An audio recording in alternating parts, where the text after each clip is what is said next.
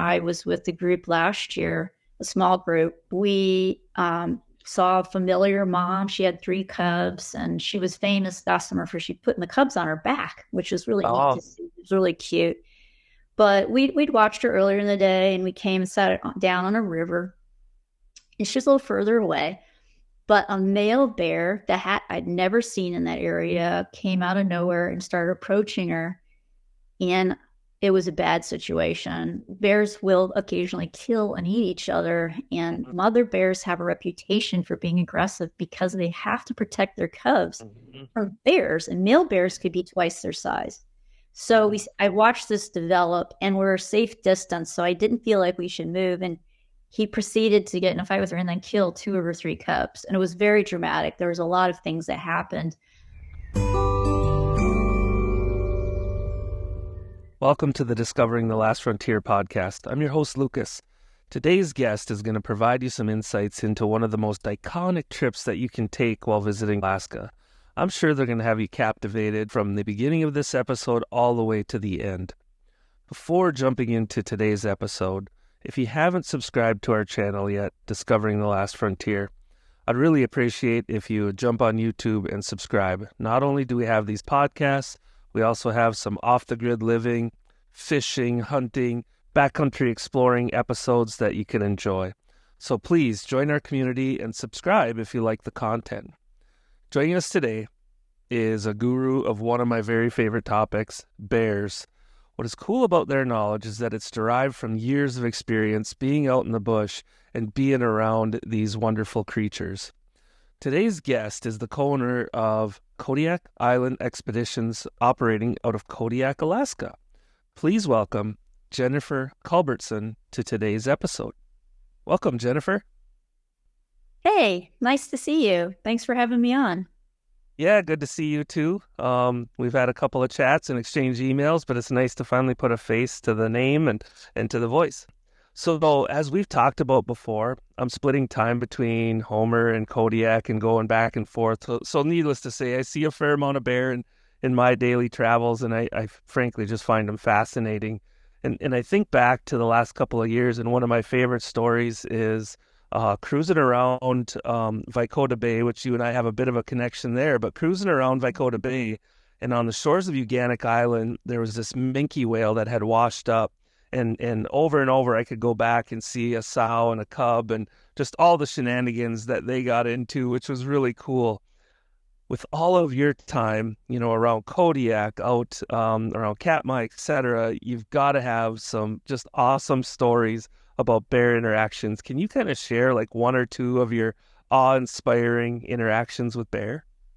Yeah, I think the most memorable ones were moms and cubs. And there's been several, that I could recall, some more recently, of just amazing interactions with moms and cubs, mostly on Katmai, but also on Kodiak. And the one that really stands out to me is during COVID, everything was kind of shut down, and people here on Kodiak Island were, kind of looking for things to do. I mean, we had to be very cautious when we put people on airplanes, but we had a lot of local people that, because they couldn't do their normal things, they're like, let's look around Kodiak Island. Let's go to Katmai. So it was a family of fishermen, several generations. It was dad and his daughters, and I think 2 of his sons. They had fished over on that side of the Shelikof. They'd been to Katmai, but they had never gone on a bear view. They never spent time on land, really. They might have gotten off for, just a few Oh, minutes, but they were fishing. So this was their opportunity to recreate, to see their backyard. And they were never really comfortable around bears. A lot of Alaskans are afraid of bears. I mean, there's a lot of mythology, a lot of stories, but very little real interaction. So we're going to Geographic Harbor, and it's an area, it's kind of a small area, really beautiful. We're sitting down on a river. There you can see bears fishing. They're a little bit further away from us, but then they'll come past us. And there's this mom with these 3 tiny little cubs. And we were watching her, and she's really entertaining. The cubs they were super cute. But the dad, the older gentleman, was sitting on my right, and then his daughters were on the left, and the sons were further down. And this mama bear comes with her little cubs, and she sits down beside him and watches the cubs play. And he he turns around and looks at me. What do I do? I said, just stay still. I mean, she's very relaxed. Her cubs are relaxed too. She's taking a break. Just let her enjoy herself. Let her relax, and go with it. And it wasn't unsafe. Her behavior. I actually knew the female bear. I've known her for a few years, and you could see this look of wonder on his face. He had never been that close to a bear, but and everyone hears that mama bears with cubs are super dangerous, and they can be. They're very protective. But to have this moment that you shared with this bear, and for a family that had been in Alaska for so long and had had so many bear experiences, this was like nothing they'd ever experienced. So I live vicariously through their wonder, and their enjoyment of that moment. Oh, But it's that is probably so my neat. best story. That is so neat. So how close did the sow get to you guys? She was, boy, it's hard, in memory and hindsight, it's always closer than reality.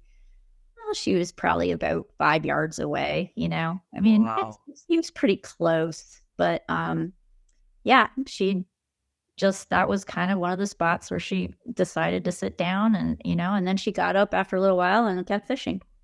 Oh, wow. How cool. You brought up the point that so many people, not only Alaskans, but just people in general, have this fear of bear, and it's probably from like the nursery tales you're told as a kid. Who knows, right? It's Yeah. probably deeply rooted. Yeah. At the end of the day, I see a lot of bear, and I'm almost like, wait, wait, I want to get a picture. Where are you going? Because Uh-huh. typically they don't want anything to do with me or Right. most humans. They just kind of exit. And so it's so cool that you have that experience because it's so different than 95% of my experiences with bear, which is once they know you're there, they're kind of like, well, I think I'm gonna go over here. And they Yeah. just leave the scene. They usually avoid us, especially on Kodiak Island or anywhere where they're hunted. Mhm. They tend to avoid people unless they're coming into town and they're getting in garbage and getting in trouble. Right. But this was in Katmai National Park, and they don't get hunted, nor do they have access to garbage. And then as a guide, it's my responsibility to make sure we act appropriately around them and don't leave them food. But so Mhm. far, most of the guides and people that visit have done a really good job, and so these bears are used to seeing us, and just kind of we're like background for them. We don't Right. harm them. We don't. I mean, as a guide, I don't allow us to get in their way when they're trying to fish or do their daily, behavior. So we're just kind of passive spectators. And for some bears, it's like we don't exist. I mean, they kind of keep us in their Oh, peripheral, so you get to see them do amazing things. oh, how neat. How neat. I've never done that experience over in Katmai, and it's something that I want to do. All of mine are completely wild interactions, and like I said, I don't get much time or get to really immerse myself in what they're doing because they just take off on me. So you brought up that you have a lot of interactions and you've seen a lot of sow with cubs, and so you've spent a lot of time in this environment, and I have to imagine there are cases where you've seen bear that have been tiny cubs and just grow into adulthood and kind of watched them through their lives. Can you maybe give us a couple of stories if you have them around that where you've really watched a bear year over year and kind of got Yeah. to know it and maybe more about its personality? I cumulatively have watched like individual bears in the time I've been guiding, probably like 5 or 6 years. That a bear that I specifically knew that I got to come back to and see consecutively year after year. Um, Even as a park ranger, it was a different type of relationship. And usually I was keeping people away from bears and keeping them out of campgrounds. So I'd say over 5 or 6 years, there's one bear that really stands out. She was, when I first saw her, 26 years old. She had been radio collared and tagged, and they'll pull a small tooth, like a tiny little Yep. tooth out of your mouth, and age them when they do that. Yep. So they knew how old she was, and I was guiding for a lodge on the south end of Kodiak Island, that they actually had hired premier like this preeminent biologist as the other guide. So I got to work with a very experienced wildlife biologist, had put 40 years, 50 years of career in studying bears. And he knew, we called her Broken Ear. He knew this old sow, and he had watched her probably for 15 years. So he'd watched her, kind of grow up. And then I got to see her in her later years because they'll live to be about 30 years old. But that first year I saw her when she was 26, she had two little tiny cubs. So bears can actually give birth late in life. I mean, she, an equivalent of human years, was probably about 70 years old.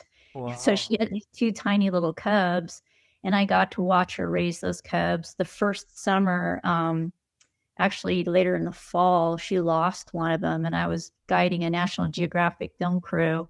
And she Sure. was kind of a star, mostly because she was so calm. And this was Kodiak Island. She was used to people. Right. So they would sailing her with their cubs. And then we show up, and one of the cubs is missing. And you could tell she's looking and looking everywhere. So they made that part of their story. And it was called Kodiak Kings. They did a 4-part bear series where one part of it was on Kodiak Island. So, anyways, I got to watch her go through the trials and tribulations of being a mother. And then I started guiding more in Katmai National Park. I worked more independently. I wasn't guiding for that lodge anymore. I'd come back, and she'd be in another area, popular bear viewing area on Kodiak Fraser. So she Mm. kicked out her cubs. And the last year I saw her was 2 years ago. So she was in her 30s. Um, Wow. yeah, and she looked fine. She was enormous, but she had one Really? floppy ear. Yeah, Okay. that bear really stands out. There's a few others, but she just was very impressive. She's kind of a matriarch. Okay. Okay.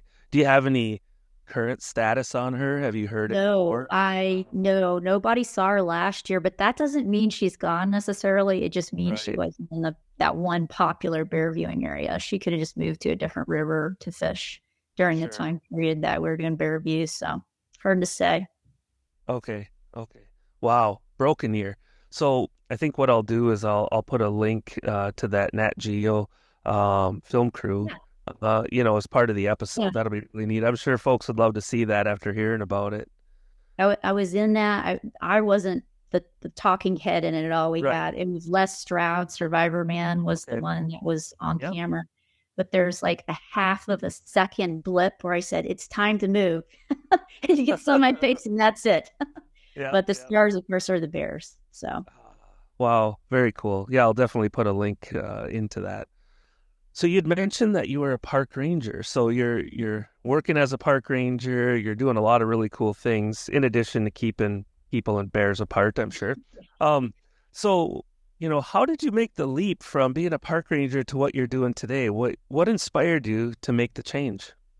actually, it was a wildlife biologist that I've known for 30 years now, Larry Van Dale. He was working at this lodge, and he said, "Jennifer, we're doing something amazing here. We're running this eco lodge and educating people about bears." And he just hit me at the right time in my career. I was in law enforcement. So I was here in Kodiak, and I was just getting tired of the negative aspect of being a law enforcement ranger. I mean, it has a lot of positives. I believe strongly in public safety and protecting the resource. But I'd reached a point where I just kind of wanted to do something a little more fun. Mhm. So he hit me right at the right time. And really, a park ranger is an excellent background for being a guide. You have medical training. I was the EMT. You have search and rescue training. You know how to help people. I educated people about the resource. That was part of my job. I would help people plan their trips in the park. And so all these things segued beautifully into guiding. And I enjoy helping people. I also very strongly believe in educating people about the natural resources. So that I get to do on a larger scale now, I believe, than I did even as a park ranger. Oh, very cool. It sounds like a very exciting transition. So for folks who are less familiar maybe with, what a bear tour looks like, et cetera, can you kind of outline, the packages that you offer and what folks would typically experience on a typical excursion? So the bear view kind of encompasses everything you want in a tour, right? People want to see an iconic species like the bear in Alaska, but they also want to see a part of Alaska. They want to experience the wilderness, getting on a bush plane, on floats, taking off. I mean, that's a new experience for a lot of people. The de Havilland Beaver, I mean, it's the quintessential bush plane. That's what we have. And then taking off from the dock, and then you're airborne over the Emerald Island, Kodiak Island. I mean, it's gorgeous in the summertime. So many shades of green. So we see Kodiak Island, you see commercial fishing boats deploying their nets, you see whales in the water, you see wildlife, from the air. And then we go over Shelikof Strait if we're going to Katmai, and there are the volcanoes of Katmai National Park, the huge glacier-covered volcanoes, a line of them, going north to south. There's 15 active volcanoes in Katmai. But then the glaciers, so you had this fire and ice aspect, this dramatic scenery, that contrasts with Kodiak, which is green and deep green. And then you have the glaciers and these volcanoes, some of which are active and steaming. Then you land in the water again. We'll land in any number of bays along the Katmai coast. And it's quite close. We're actually far closer to the coast of Katmai than Homer is, or especially Anchorage. So it's a relatively quick trip for us. It's kind of our backyard. You can see on the west side of Kodiak, you can see those volcanoes. But anyways, you get to land there, and then you get out and you get to go hiking. Get out of the airplane. We get out in the water. We hike across these big estuaries, open estuaries. Usually they turn emerald green in the summertime, and early summer, there'll be bears grazing like cattle or bison in the estuaries. And there, in some places, you can see as many as 15 bears or 50. So incredible number of them, all attracted to this type of foraging area. And then you just hike from groups of bears to groups of bears. And then we'll sit down and, if it's in a good area, and bears will walk past you. You'll see interactions like breeding in early summer, moms with cubs, moms kicking out their cubs. So it's a fairly active tour. You do need to be able to walk. We outfit you with hip waders. And you're outside for several hours. We do a half-day bear view tour, which is 5.5 hours. It's an hour flight there, so you got 2 hours of flying time. And then 3.5 hours on the ground, walking and looking at the bears. We'll have a lunch after that. We'll go somewhere away from the bears for lunch. And then we'll do a light see. We'll go over the volcanoes and the glaciers if the weather's good. Just kind of cover some of the area that we were looking at in the distance while we were on the ground. And then we head back to town. The all-day bear view is simply a longer version of that. So it's an 8-hour trip, and you're on the ground for 6 hours. And sometimes we will take off and go to a different area in that time period. So you might get to see more of Katmai than you would in the half-day bear view.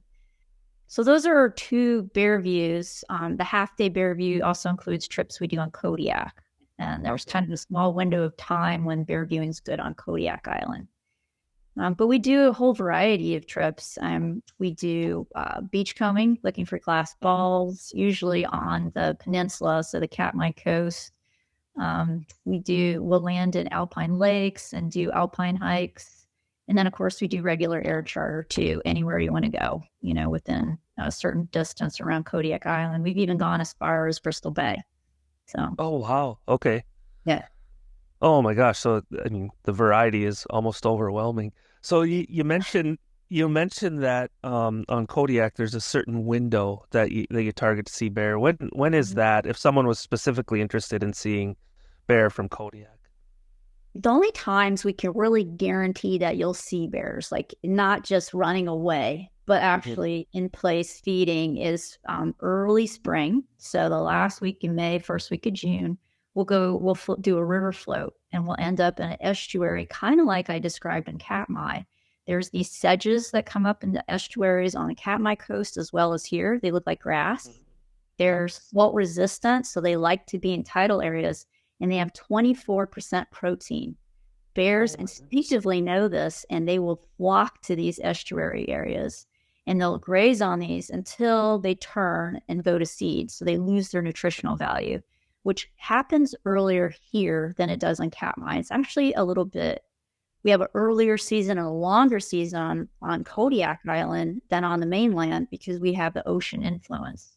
We have a current on the east side of Kodiak Island called the Japanese current that keeps our climate more warmer, for lack of a better description. So our vegetation begins earlier and then changes more quickly, and it's more diverse than it is on the Katmai coast. Ah, So we have a 2 week period where they're eating sedges, and I know where we can find them. They're not in this okay. immensely brushy mountainous area. And then the next period is the end of July and the first week of August. Okay. They flock to a bear viewing area near a man-made fish pass. It's called the Fraser Fish Pass. Oh, sure. So there's a weir that kind of blocks the salmon from going up into the falls, and that's why there's a fish pass, and it funnels them into this little chute into Fraser Lake. It goes past the falls into Fraser Lake. And the bears, being smart animals, know that that is a really easy area to get salmon, and it's red salmon specifically. So they'll gather there, and usually about mid-August, the Department of Fish and Game, who manages the site, will pull that weir, and then it's not Oh, easy pickings anymore. So right, right. bears might stick around for a little while, but generally they'll start dispersing, to other areas where it's easier to find salmon. So there's that window, 2 week period again, the end of July, first week of August, where we'll do Kodiak bear views. Okay. Then it's just getting harder to find them and so Mhm. much easier to find them in Katmai. So we Sure. switch to Katmai. So if you were to outline Katmai, what is that total season? Let's say I'm planning a trip to Alaska and I'm curious, is it even the right time of year? What is that window? Good question. Typically the end of May all the way into October. Um, Oh, your most of your tourists are going to want to come in July and August, maybe June when they know the weather's going to be good. But honestly, some of the best beer viewings later in late September, October. It will vary a little bit from year to year, and it really is dependent on what the salmon runs are doing. So okay. if we get a good run of silver salmon on the Katmai coast and a few of the bays, then you could get some very late bear viewing. Do the salmon run that late, or have they run, spawned, and now it's like they're feeding on carcasses? How does that work? So silver salmon are kind of variable. Typically, they'll come in inshore and start going up rivers about mid-August here on Kodiak Island. It seems like they're a little bit later over on the peninsula. There's fewer areas too where there's silver salmon runs, but it's not unusual every now and then to have them keep running and spawning as late as January. Then you get ice bears. We had that a few years ago here on Kodiak Island. There was this really late silver run, and bears stayed out. They just knew it wasn't time to hibernate yet. So there was snow on the ground. It was cold, and they're still catching salmon. Hmm. But typically, you could say that end about October. That's Okay. typically when they're completely spawned in the rivers, and the bears have probably run through, a good portion of them, at least what they can catch. Okay, so that solves a mystery that I've had in my mind for a few years. I was trolling for king salmon in late Uh-huh. October, and I actually picked up a silver. And I'm Yeah, looking at it like, dude, did you lose your way? Like, why haven't you gone up the river and spawned? Because it was clearly at that age, but that might yeah, make sense. It just wasn't done, and hadn't actually done the journey yet, and I had right. no idea. Yeah, Oh, there's a silver run near the Red Cabin Fishing Frenzy there. There's a little yep, river that comes out there. yep. So Ah, okay, that makes sense. Um, okay, that was a lot of good information. So we talked about people's inherent fear of bear, or at least a fear that was developed as they were children in most cases. yeah. Um, what safety protocols do you put in place to make sure folks are safe when they're on these tours, so that it can kind of put them at ease if there's any bit of apprehension?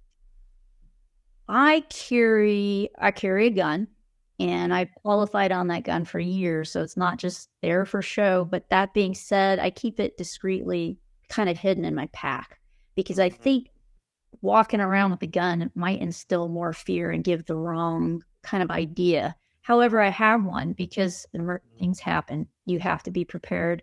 I always have bear spray, and I've used bear spray, and it is effective. Mm.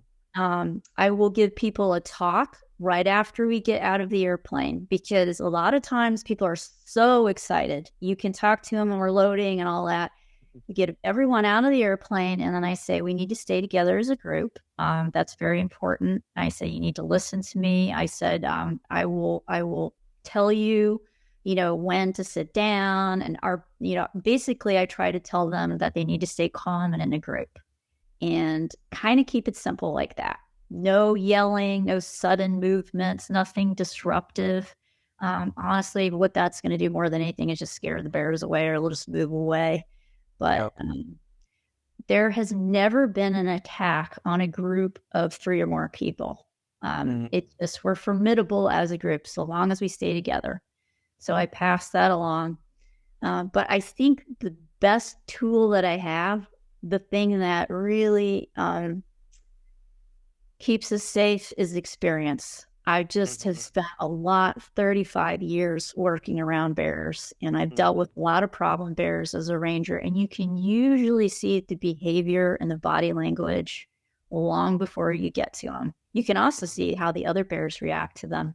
Other bears will move away from bears that are grumpy or acting erratically.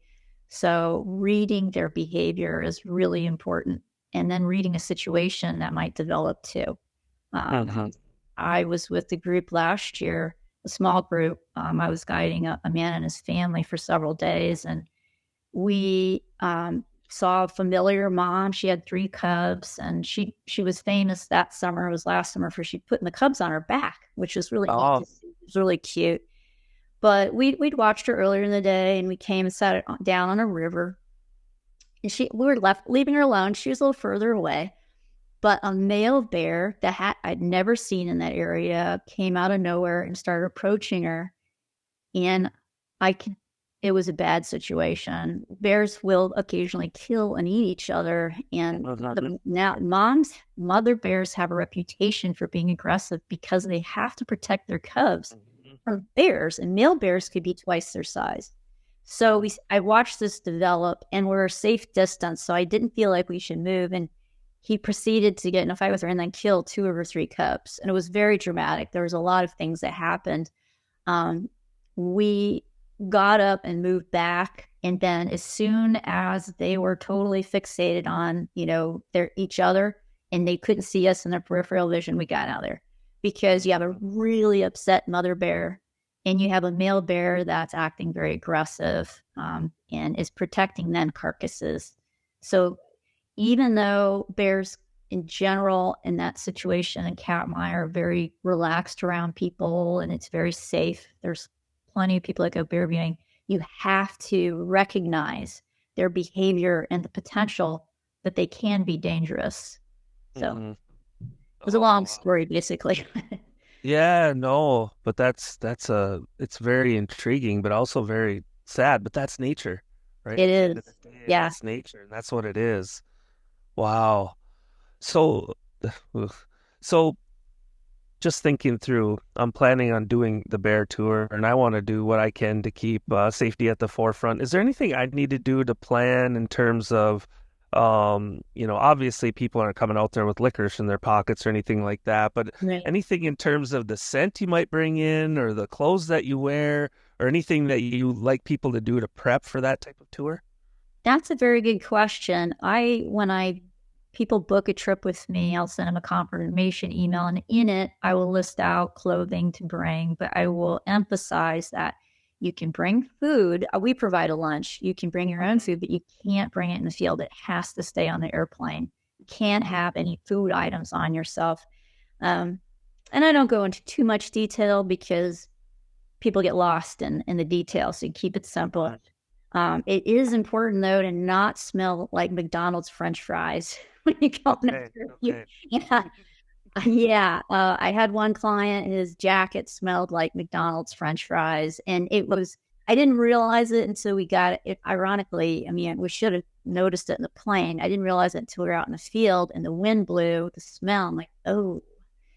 And the bears they could smell it. They're kind of mildly curious, but one bear was really curious about that. And so we had to push him away. And it really didn't take much. He got the message. But yes, you should be aware that you don't want to smell like fried food and cury food on yourself. Um, so there's that. But definitely, I think the most important thing is just staying in a group. Individuals stand out in the meadows and the areas we go bear viewing. You're more vulnerable. So lagging behind in the group or not paying attention, because people get caught up in taking pictures, it's not good. And I, as a guide, it's my responsibility to make sure we keep track of everybody and no one's way back behind the group. Okay, okay, very interesting. So you brought up pictures. Do you have any limitations on what folks can bring for equipment to, let's say, take pictures, video, etc.? No, there's no limitation. It's just what you can carry because you have to be able to walk up to 5 miles. So if you're carrying an enormous camera or lens and a big tripod, it's on you to carry it.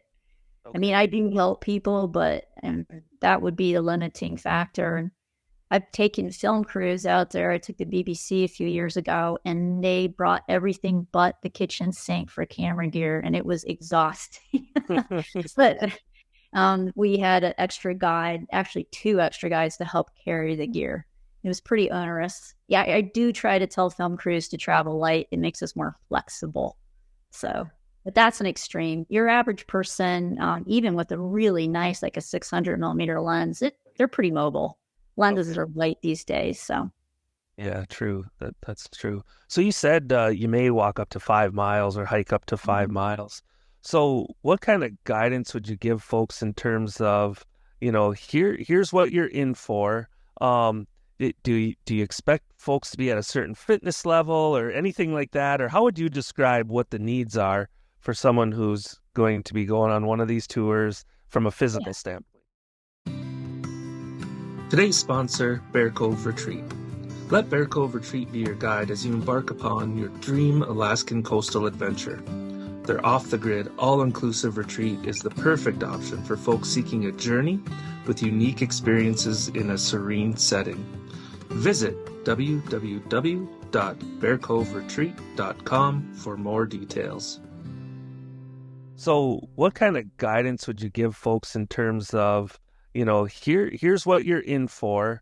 Do you expect folks to be at a certain fitness level or anything like that? Or how would you describe what the needs are for someone who's going to be going on one of these tours from a physical standpoint?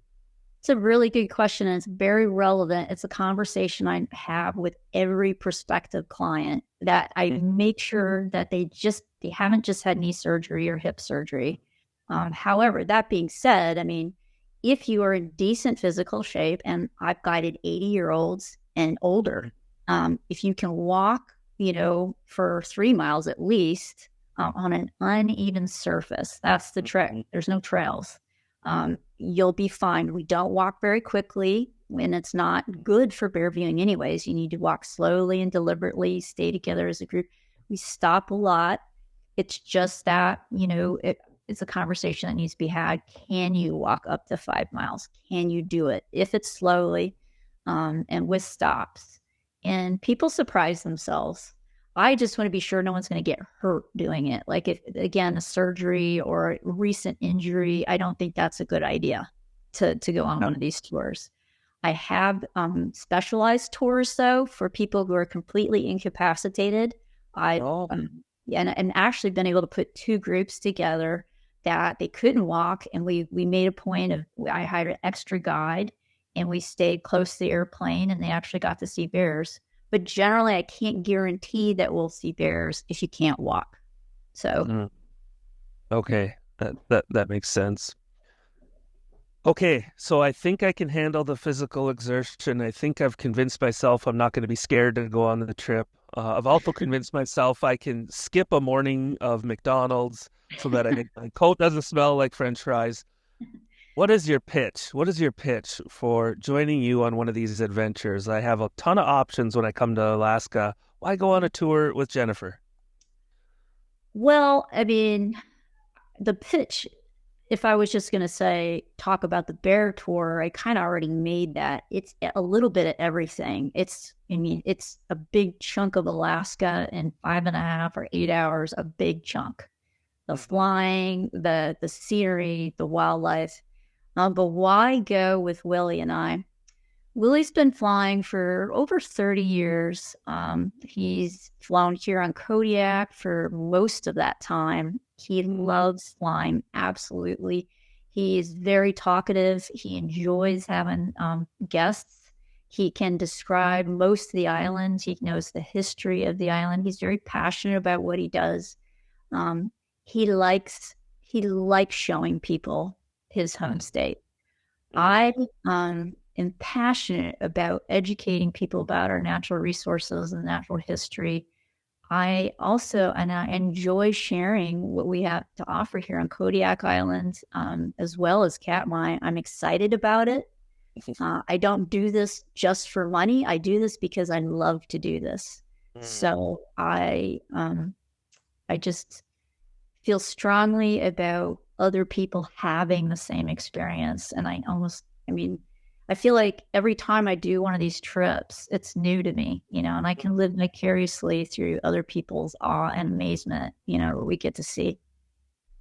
Oh, that's great. That's great. Well, I appreciate that. And I appreciate, the insight of kind of covering Willie and what he brings to the table, because we haven't covered a lot of that. But it sounds like anyone who does a tour with you guys would have a great time. It's going to be very informative and a complete blast. What an experience. Thank you. I can tell you that I've really enjoyed the stories and learning a bit more about the tours that you offer, and I'm sure our audience will as well. So really appreciate your time today and appreciate you joining our podcast and filling in our listeners on all the great tours that you and Willie have to offer. So thank you very much. Appreciate it. Well, thank you for having me. I appreciate the opportunity to share my experience with you. Awesome. Thank you. Bye, Jennifer. See you later. Thank you. Wow. What a super informative and very interesting podcast. I thought the outline that Jennifer provided of the tours that they offer was great. She had some really cool bear stories, and it was a lot of fun. If you haven't subscribed to our channel yet, please do. Discovering the Last Frontier, you can find more podcasts as well as some interesting YouTube videos on off-grid living, off-grid building, fishing, hunting, backcountry exploring, all things Alaska. So again, if you enjoy this type of content, please subscribe. And looking forward to our upcoming podcasts. We have a more Kenai Peninsula-centric set of podcasts coming up. A restaurant out of Homer that's phenomenal, makes great crepes. We also have, a company that offers some really cool backcountry adventures around the Kenai Peninsula. Check out our upcoming podcast episodes. And until next time, bye, everyone.